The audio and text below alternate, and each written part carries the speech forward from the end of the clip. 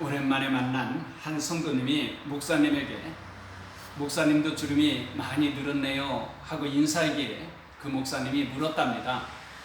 하나님께서 왜 우리에게 주름을 만들어 주셨는지 아시겠습니까? 그러자 그 성도님은 글쎄요, 주름이 늘면 보기도 흉하고 또 늙어가는 모습에 서러울 텐데 왜 주름을 만들어 주셨을까요? 그래서 그 목사님이 말씀하셨답니다. 세상에서 주름 잡고 살으라고 주름을 만들어 주신 것입니다.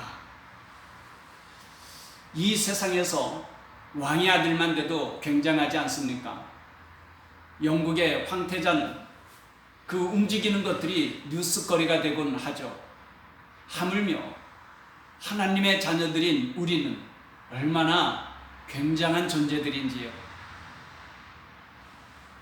우리가 하나님의 자녀라는 사실을 잊지 않고 자긍심을 갖고 주름 잡고 살 수 있으면 좋겠습니다.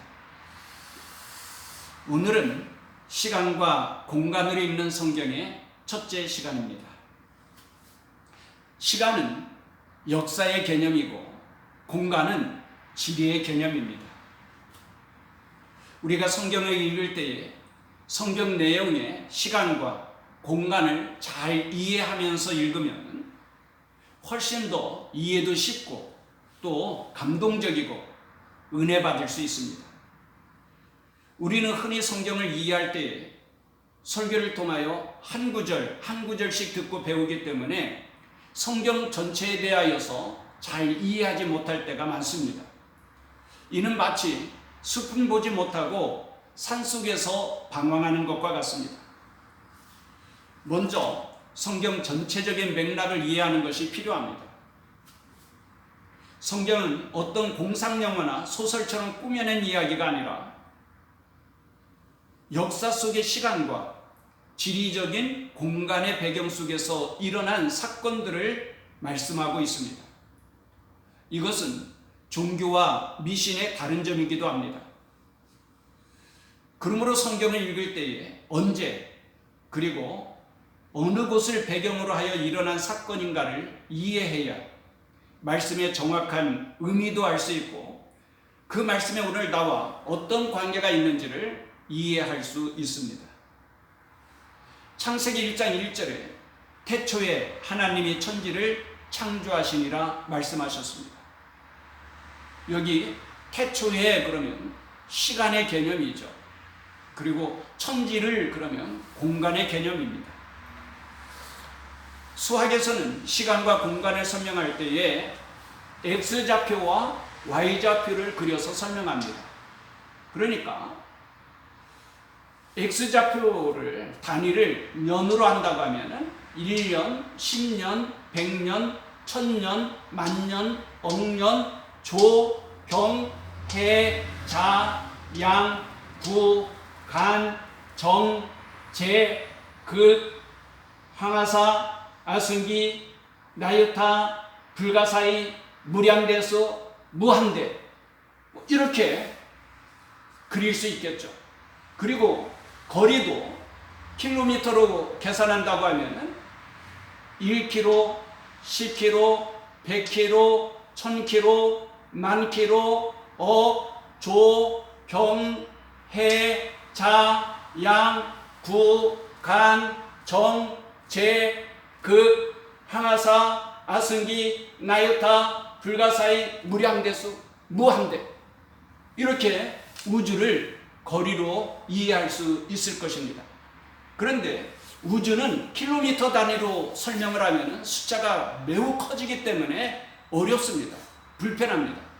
그래서 우주를 설명할 때에는 보통 광속으로 단위를 씁니다.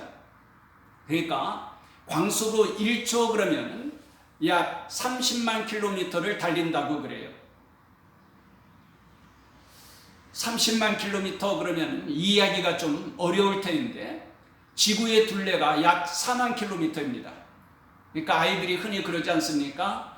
빛의 속도는 딱 그럴 때에 지구 7바퀴 반을 돈다고. 정말 정확한 표현이에요.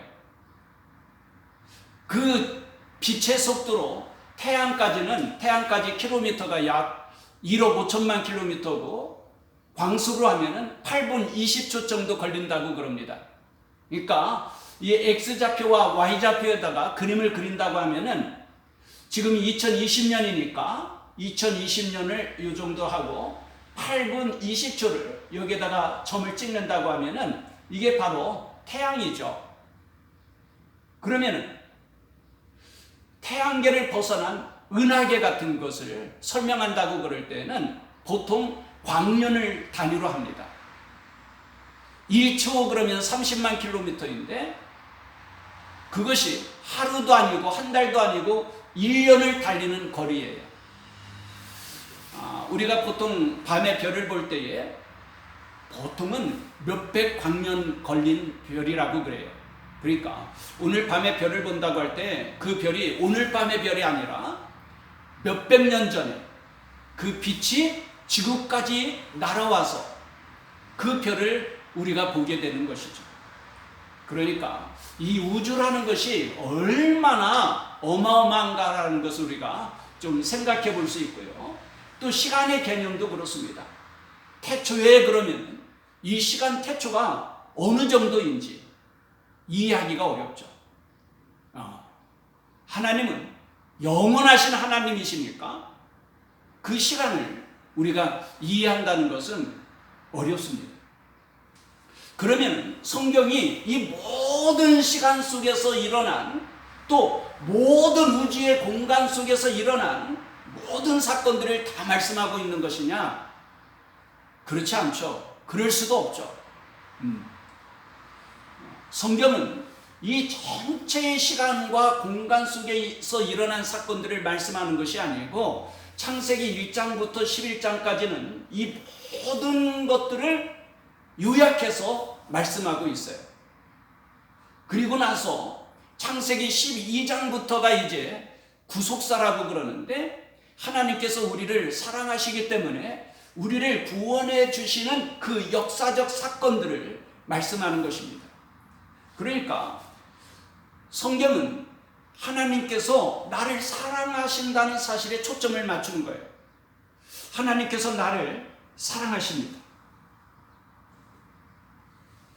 그러므로 인류의 역사와 우주에 대해서 다 말씀하시는 것이 아니라 창세기 12장부터 요한계시록 22장 마지막까지는 하나님께서 나를 사랑하시기 때문에 나를 위하여서 무엇을 하셨는지, 어떻게 사랑하셨는지, 나에 대한 하나님의 계획이 무엇인지 등에 대하여서 말씀하십니다. 여러분, 우리는 이 우주 공간 그리고 무한대의 시간 속에서 짧게 살아가는 인생, 그러면은 그야말로 먼지와 티끌 같은 존재라고 말할 수밖에 없을 것입니다. 태양을 말할 때도 점 하나 집어서 설명할 수밖에 없다고 한다면은 지구 속에 그리고 100여 년에 100년 안팎의 이 짧은 인생을 어떻게 표현할 수 있겠어요? 그야말로 먼지만도 못한 존재이죠. 그럼에도 하나님은 이 모든 우주보다도 나를 더 사랑하신다는 것입니다. 그러므로 하나님은 나를 구원하시기 원하십니다. 그렇다면 구원이 무엇인지, 왜 내가 구원받아야 하는지, 하나님께서 나를 구원하시기 위하여 무엇을 하셨는지 등을 알아야 하는데 성경은 바로 그러한 사실들에 대하여 말씀하시는 것입니다. 이것을 신학적 용어로 구속사라고 하는 것이죠. 창세기 11장까지는 하나님께서 사람을 위하여 완전한 에덴 동산을 만들어 주셨음에도 불구하고 왜 인간이 멸망하게 되었고 왜 하나님의 구원이 필요하게 되었는지 그 구속사의 배경에 대하여 말씀하고 있습니다. 다음 시간에는 성경이라는 단어가 여러 가지 있는데 그 단어의 의미가 무엇인지, 그리고 성경의 주제는 무엇인지에 대하여서 말씀드리고자 합니다. 오늘도 주님 안에서 아름답고 행복한 날이 되시기를 축복합니다.